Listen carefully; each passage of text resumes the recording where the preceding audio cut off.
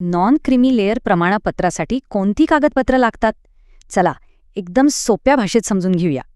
अनेकांना ही प्रक्रिया खूप क्लिष्ट वाटते, पण काळजी नसावी, आपण ती एकदम सोपी करूया.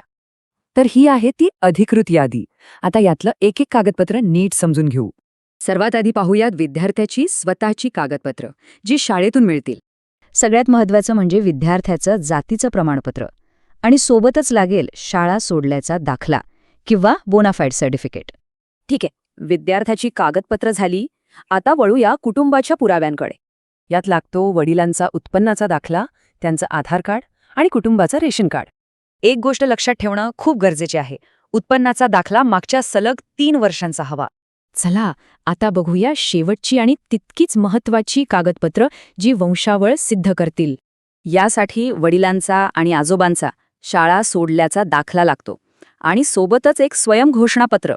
बरं, अर्ज सबमिट करण्यापूर्वी काही गोष्टी लक्षात ठेवणं फार महत्त्वाचं आहे. कागदपत्र एकदम स्पष्ट हवीत. नाव, जन्मतारीख सगळीकडे सारखीच असावी. आणि हो, कधीकधी अतिरिक्त कागदपत्रही मागू शकतात. तर मग ही चेकलिस्ट वापरून सगळी कागदपत्र तयार ठेवा आणि बिनधास्त अर्ज करा.